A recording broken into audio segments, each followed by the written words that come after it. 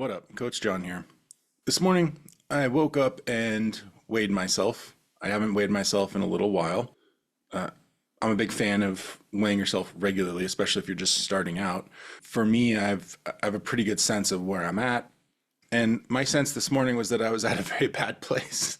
So I was like, "All right, let's get some data. Let's let the scale tell us how much mass is pulling against the Earth's gravity, or against, with, I don't know, whatever. Let's see how much mass we're working with here." And I got on the scale and it was much, much better than what I was expecting. So I want to talk about why that was. There are things that I do, even when I'm not like really dialed in, I'm not doing even all that well, to be honest. There are ways to manage it, right? Some days we need to talk about how to succeed. But this is a long campaign. If you have a lot of weight to lose, if you have trauma and mental health issues that are preventing you from losing that weight, there's gonna be a time, whether it's a day or a week or a month or a year, where you just can't quite make progress. And I would work very hard as a coach to help you not have to deal with that. However, it does happen. So whether it's a day, a week, a month, whatever, I want you to think differently about this time. This isn't just a time where we fail. Full stop. There's levels to failure, right? And there are things that you can do to slow the slide, right?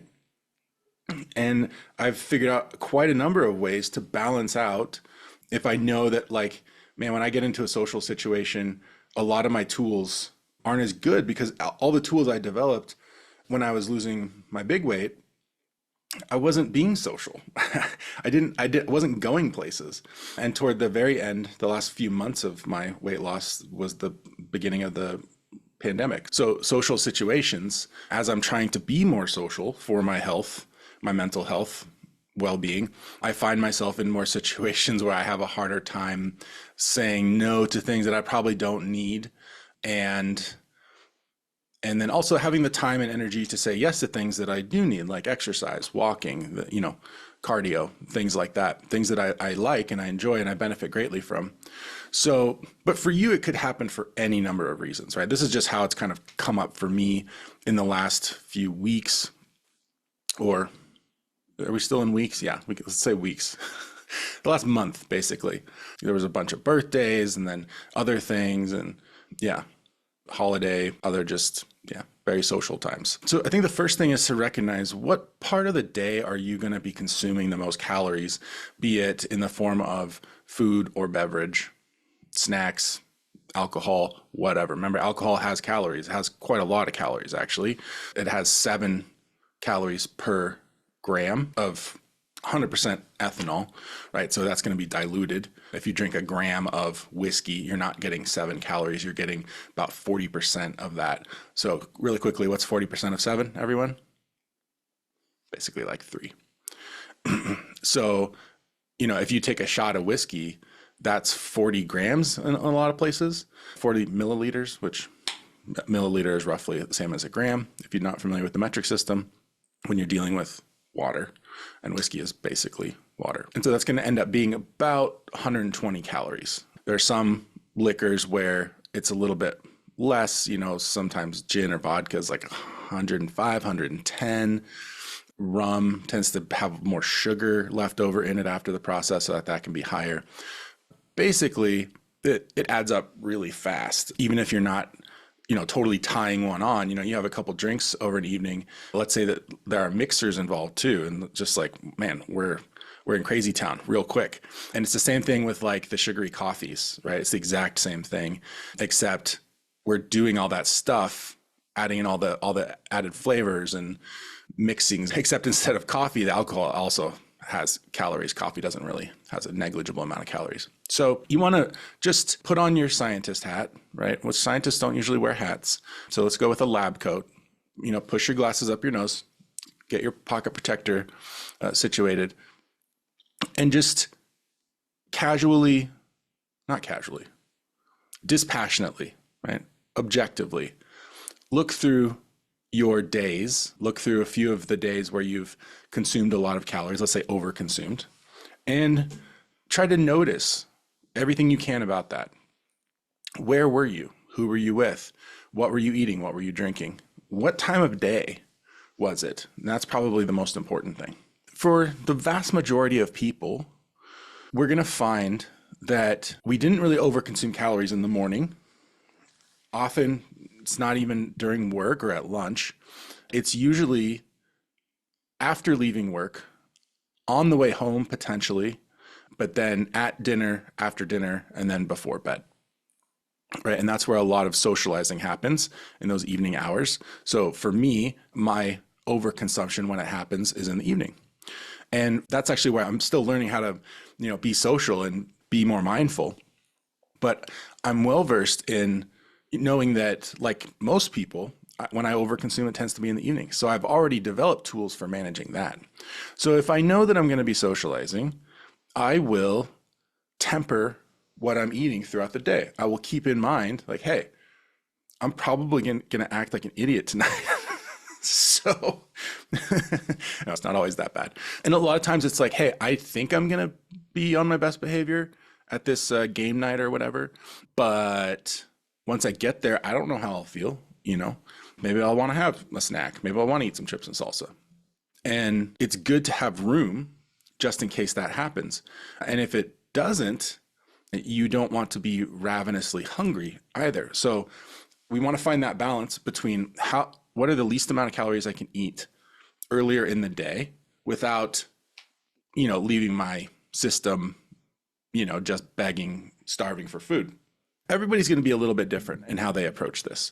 For me, I'm like most people, I'm mostly satiated by protein, then fats, and then carbohydrates. And I would say, generally speaking, my diet is fairly balanced. Whether I'm losing weight or if I'm in a phase where I'm trying to specifically gain muscle, I'll probably end up eating more carbohydrates then as a bigger proportion within my diet. But if I'm just living life, it's usually about 1/3 of my calories come from protein, 1/3 come from fats, and 1/3 come from carbohydrates. I just, at some point, just started kind of evenly, like, rationing it out in my mind to just have balance. And I learned to do that, in my early 20s in my efforts to lose weight then. And that turned out to be a good instinct. Of course, I've dabbled with low carb and all these other things. I learned a lot, things that do help me in situations like this. So if I'm just going to eat normally throughout the day, I'll probably eat fairly balanced meals. However, if I know, like, hey, I'm really not doing well mentally, so maybe I'm having a hard time being present, I'm dissociating, I'm having crazy thoughts, I might just be my own friend and be realistic about the fact that I don't know what's going to happen in the evening. I don't know. Because sometimes I'm able to be present and in my body, and other times, I'm still actively working through serious mental health issues. And they wouldn't be mental health issues if you could just be like, I just choose not to.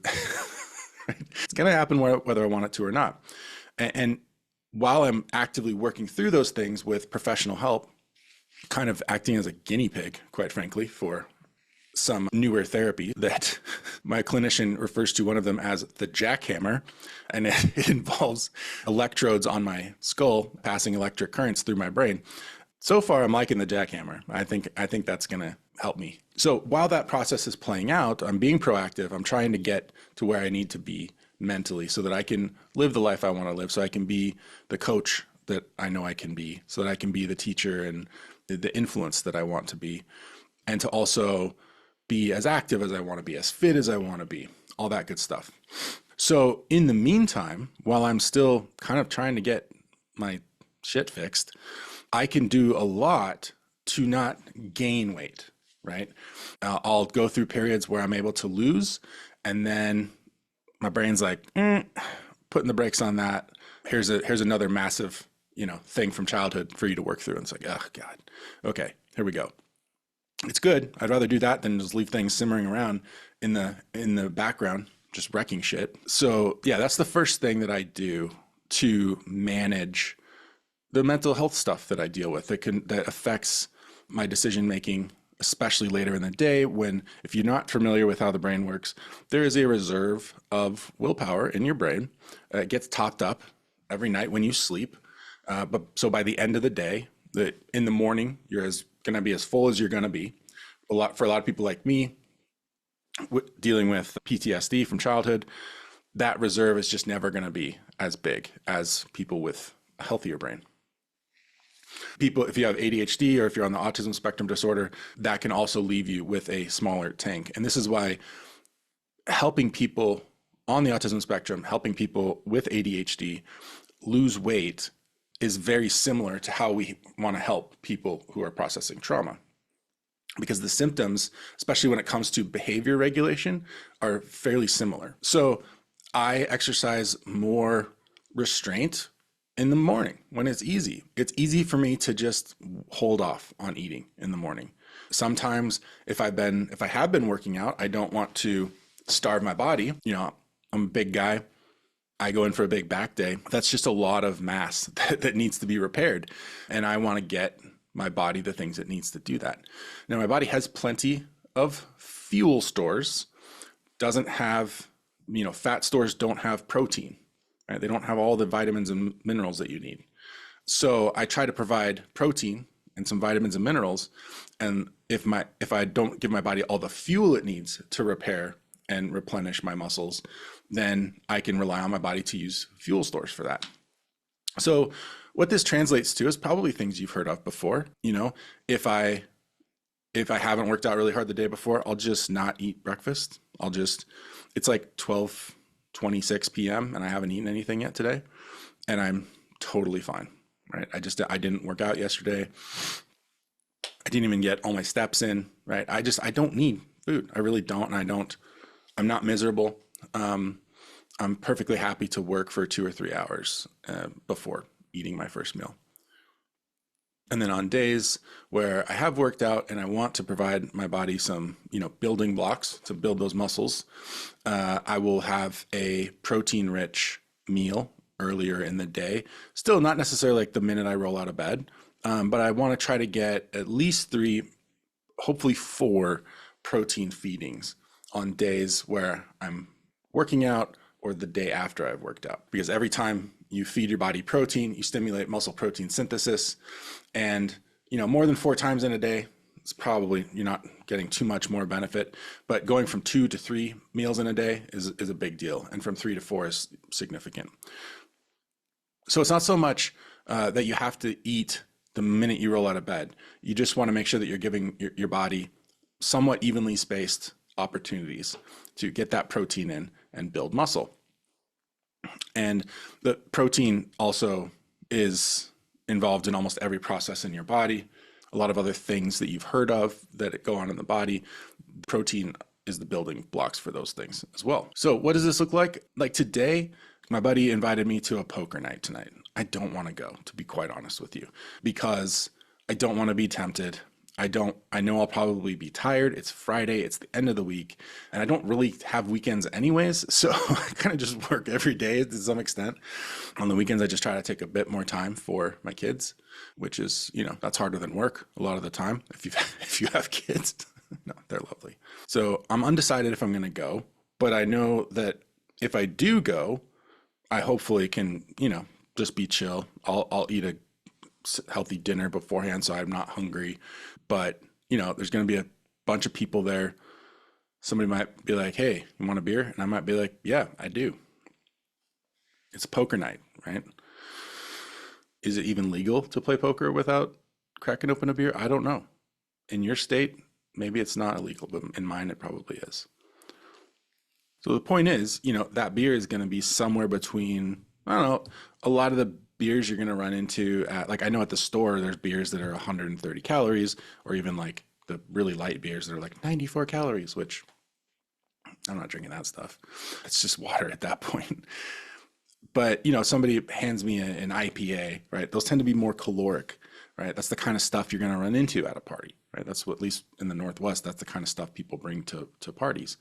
And that's going to easily run 160 to 200 calories. So that's not a big deal. Forgetting about like whether alcohol is healthy or not. Obviously, it's not really that great for you. But we're not teetotaling here. We're just being practical about calories in, calories out. So, if I know there's a possibility for that, or for somebody to be like, hey, here's some of this snack or whatever. I just want to leave as many calories open, unused at the end of the day as I can. And if I'm just like, nah, I don't need that. I'm perfectly happy just doing my thing here, kicking everybody's asses at poker, which is what I intend to do tonight. John, what is best in life? Driving your enemies before you, hearing the lamentations of their women, and I forget the third thing. I need to rewatch Conan the Barbarian. It's a good movie.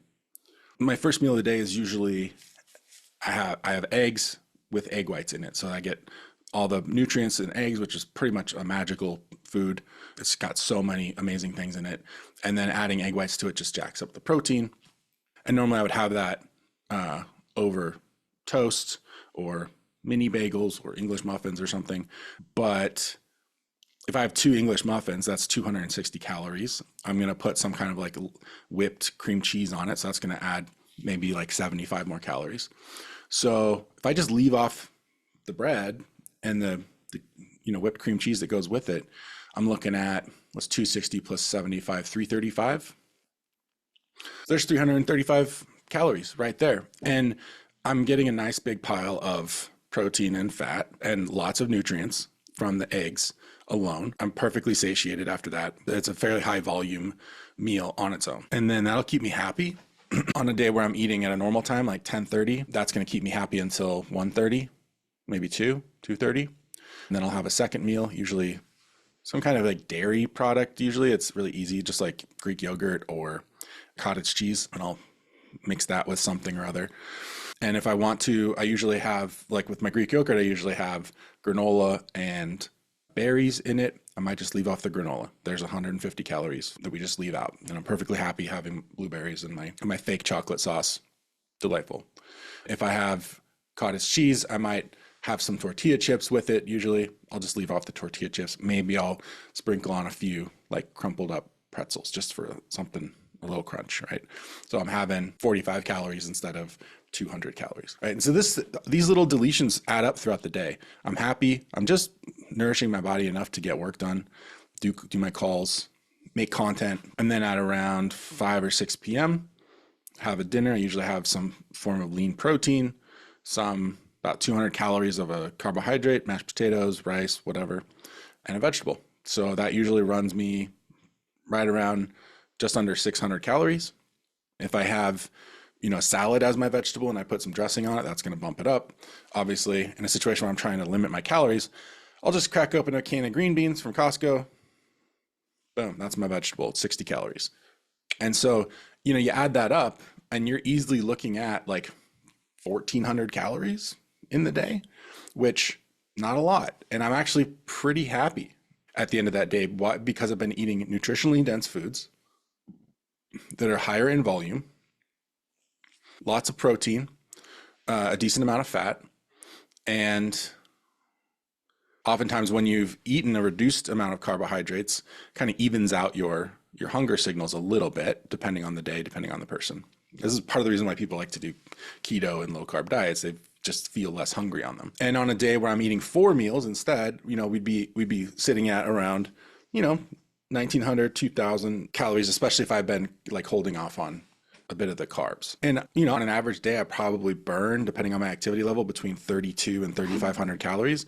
That leaves me at the end of the day, either potentially up to between a 1,800 to 2,100 calorie deficit on the days where I'm not lifting, and a 1,200 to 1,500 calorie deficit on days where I am lifting or eating in relation to. So that's a lot of wiggle room in case things get squirrely at night. And that's how I end up being perfectly happy with my meals throughout the day. If I don't eat anything at the end of the night, then great. I've had a nice big deficit, and that's going to, even if the rest of the week, I just kind of stay at maintenance, that's going to burn off a fraction of a pound of fat, and I'll take it.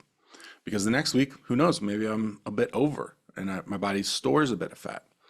And so just by doing this, I've managed to not put on 500 pounds, even though I'm struggling mentally because I'm dealing with some like core stuff that I'm trying to like complete my healing. When you get really close to some of those core issues, your behavior is going to get a little squirrely. It's really hard to be that close to your deepest triggers and not feel the rug get pulled out from under you. I call it context switching without getting too much into the neurology or the psychology of it. Part of the reason we act in compulsive ways without really being in control of it is that our brains will switch into an emotional context that has to do with things that happened in the past, even though those things are not happening now. But it's very real for the person experiencing it. And it's not something they can choose. It's not something they can just turn off. It's something that with skill, you can get better at. And I'm pretty darn good at this point at holding those things at bay and dealing with them when they happen. But it's like the best goalie in the NHL. I mean, you're not gonna stop every single slap shot, especially when you're playing a team that is really good at slap shotting pucks into the net. Is that the right terminology? I haven't watched hockey in a long time. But you get the idea. We're being practical here. We're not fronting, pretending that everything's perfect and that we have everything figured out. That's not my role. I'm not somebody in a temple with a white robe. That's just not me. It's not my job. I'm just here to map out my experience and extrapolate it to learn as much as I can from it based on the experiences of others and make that information digestible and useful as possible to the people who are coming behind. Then let's say you were in a social situation. I tend to keep to a rule that also helps me limit calories. My friend, he used to be a manager at Trader Joe's, and so he's still obsessed with Trader Joe's. Oh, and by the way, the people at Trader Joe's, they have to wear the managers have to wear Hawaiian shirts. I used to wear Hawaiian shirts and like other just zany stuff like that when I was a kid. And this friend was like super into fashion. He'd wear suits and stuff, and he'd just shake his head at me like, your fashion sense is so awful. And then he worked at Trader Joe's for 10 years, and I just got such a kick out of that. Every day I'd walk in there and see him in his Hawaiian shirt. Oh God, he works at the Apple store now. It's not as fun. Anyways, I'll go over to his house for, social events. I'm friends with all his extended family. And one night, we're playing games and someone's like, hey, do you have any chips or something? He's like, yeah, let me see. He pulls out, I kid you not, a garage storage bin full of snacks from Trader Joe's, mostly from Trader Joe's. And this cements my belief that Trader Joe's is not a grocery store. It is a large bougie gas station that doesn't sell gas. Okay. That's my opinion. That's my belief. I will die on this hill. Also, I say that to razz my friend, but he works at the Apple store now. It's kind of hard to make fun of that, which sucks. Yeah. Like I said, I've got many problems in my life. I'm working through them. And so, yeah, I mean, when somebody hauls out a garage, 35-gallon Rubbermaid tote full of snacks, it's like, I am but a mere mortal, okay? And Trader Joe's, they got some really good snacks, I'm not gonna lie. And they make really good alcoholic beverages as well. Really good, cheap and good. So yeah, it's not like the last days of Rome over at game night, but there's definitely, you can consume some calories, that's for sure. So the rule I stick to in those situations where all of a sudden it's like, okay, we're kind of having a party now. I try to pick either I'm going to have a drink or a snack, not both. Because if I want to eat, enjoy it. If I want to drink, enjoy it, right? And if you're kidding yourself if you think that you drink alcohol for the flavor, right? You're enjoying the buzz, you're enjoying the effect that that is having on your mental state, the relaxation, makes funny things a little bit funnier, makes even dumb things a little bit funnier, depending on your personality, whatever. So if we're being really practical, if you're gonna do one, don't do the other. Just enjoy that thing that you're doing, right? If you're gonna have a whiskey, why dilute it with 2 servings of delicious Trader Joe's snacks, right? Now you've just eaten a massively more calories and you diluted the effect of the alcohol. So you're going to get more mileage out of just picking one and just enjoy it, So when things do pop off all of a sudden and game night becomes game night or book club becomes book club, right? Any moms out there, any ladies out there know what I'm talking about? Yeah, we know what you guys do at book club. It has very little to do with books. We know what you do. We know your secrets. Oh yeah, I really like the part of the book where the guy did the thing and, oh, sure, I'll have 16 ounces of wine, please. Thank you. In a big gulp cup. And obviously the same, we still want to use our tools. Like you don't want to get trashed to the point where you're like, let's eat Taco Bell, man. Like that's not, that's not what we're talking about. We're talking about being somewhat kind to yourself, trying not to go into full asshole mode. And on the days where you moderate, using these kind of rules or frameworks, that's going to make the days where it pops off or where your behavior gets really squirrely less impactful in the long run. And so this is how I got on the scale and I was 6 pounds less than what I thought. And I thought I was going to be about 10 pounds more than I usually like to hang out at. And I was only 4 pounds more. So even though in my mind, I haven't been doing good lately, I haven't been working out enough, I haven't been walking enough, I feel like I'm exhausted by all the social situations. And that kind of makes your willpower less available in those situations. You know what I'm saying? And yeah, there's a different conversation to be had about, okay, what do you do when you're on plan and you're like, I'm trying to get shit done. I'm trying to get weight off. I'm trying to build muscle. I'm taking these things seriously. How you manage those situations, you don't have to give it. You don't have to socialize. You don't have to say, all right, when Tom busts out the garage-sized tote of snacks. You don't have to say, sure, crack one open. You don't have to do those things. You don't have to at all. And at some point, you're going to need to become a monk or a nun or some sort of hybrid to manage the amount of socializing you do so that you can just stay focused and stay on your plan. The party can be over for a little bit. You don't have to socialize every week, every month. If you go a month without going to book club because you have a hard time dealing with that, that's fine, right? But that's a conversation for another day. A good conversation we'll have about when you really need to stay dialed in, what do you do? This is just living life. This is just not becoming 430 pounds again, right? This is just keeping the wheels on the train. Do trains have wheels? They have wheels, not tires. Why don't trains have tires? Did I just invent train tires? Trademarked, copyrighted, patented. Nobody take my idea. If you could put tires on the train, they wouldn't have to stay on the rails. They could drive wherever they want. And I think I'm describing the world's longest semi-truck, which sounds pretty sweet. Sounds like something out of Mad Max. And of course, no, this would be a terrible idea for many reasons. And I'm not being serious. What I am being serious about is you trying to make easy, smart decisions that set you up for success in those evening hours where your willpower is spent for the day. Like last night, I had to go to my kids' school concert.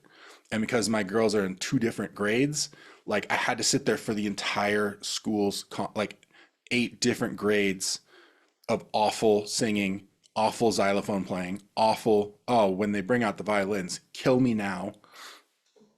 I'm just kidding. The kids are delightful. But it was very long. It was like 2.5 hours and I wasn't really in the mood for it. My girls are getting older, so I'm like, yeah, I've done this before. It's cute. They sing the ukulele. Okay, I get it. Like, my kids are cute all the time. Like, I don't necessarily need to. Anyways, that's my own personal issues.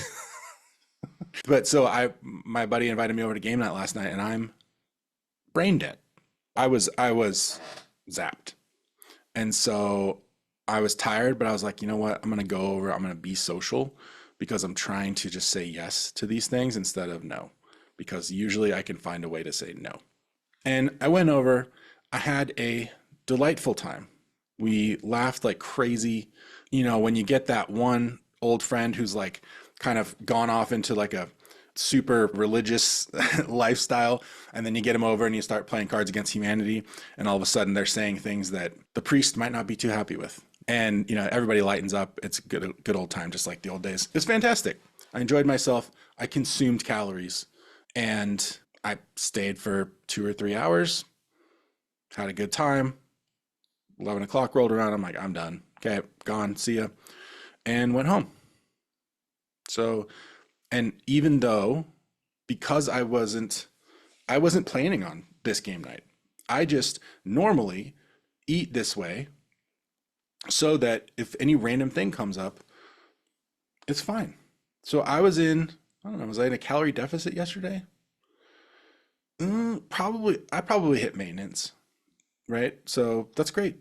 That's great. And that's why over the past month of all these social things, I gained 4 pounds, which is, I mean, like I said, I'm a really big guy. So that's actually a really small amount of weight. It's negligible. So I hope you've enjoyed this talk. This is practical. This is unvarnished. This is the reality of being a human being in this day and age. And if you need to live like a monk for certain periods of time, great. Hopefully we don't have to go to that extreme. But if you're just trying to live life and, learn to enjoy things more, and you're still figuring out what that balance looks like, these are some things you can do to set yourself up for, if not success, maintaining the status quo. Which, if you've historically gained weight like a mofo, then maintaining the status quo is success. That's much, much, much improved from how your brain and how your behavior has worked in the past. And you're getting there without having everything figured out yet, right? I'm there right now, and I'm quite frankly going through an really tough time. And so it's all the more impressive to myself that, yeah, man, good job. Yeah, you're not killing it right now. You're not losing weight like you probably want to, according to your desires and values, but you're not gaining. And you're maintaining, a certain amount of well-being. You're maintaining a certain amount of movement and making better nutritional choices during the day because of this, because I'm trying to leave room in my back pocket for the end of the day. And so what it does, honestly, is when it is time to flip the switch, I'm going to drop some weight and I'm going to really dial in. Well, guess what? It doesn't feel any different, except at the end of the day, I'm going to say no to a social engagement when I don't feel I have the willpower to abstain, and then just go to bed, try to get my sleep. Sleep's really important if you're trying to burn fat, lose weight, build muscle. And so really it's that can feel like a big change for me, because I'm more of a night person. So putting myself to bed at a reasonable hour is still a challenge, and it's a big shift for me. However, that's the only shift, really. How I eat the rest of the day doesn't change. And so this is just a look into a fairly messy life right now that is managing the mess while I'm doing some major renovations, right? We're keeping the wheels on, we're keeping the tires on the train. And hopefully as soon as possible, I'll be in the place mentally where things in my mind can be a little simpler. I won't be dealing with such gnarly, heavy lifting, and I can take all that energy and focus and apply it to my fitness goals. And I can't wait for that, because I've been wanting to do that for a long time. Sometimes the healing process doesn't work on our timeline, but I've learned to be patient, to keep a gentle pressure. It's like lean against the wall, because if the wall starts to crumble a little bit, if you're leaning on it, it's going to start to push it, right? So we don't have to beat our heads against it. Sometimes we just keep a gentle pressure on our goals. So when the opportunity does arise and things are working in a more efficient way, in a way that's more advantageous to your well-being, then that kind of starts to happen on its own. And part of the way you set that up is by learning to maintain life reasonably well when things are messy. If you found this helpful, if you'd like more advice on how to lose weight, even when your mind might be dealing with some severe wounds and unhealed trauma issues, if you would like to learn how to make your life better before you totally get healed, if you want to learn how to make smarter, easier decisions in your life, in weight loss, in your mental health journey, in your work, relationships, this all factors in. I would highly advise you to reach out to me about coaching, or you can dive straight into my free community, Lose Weight with John. There's going to be a link in the description, show notes, wherever you're watching this or listening to it. Lose Weight with John is an awesome community for support. You can ask questions.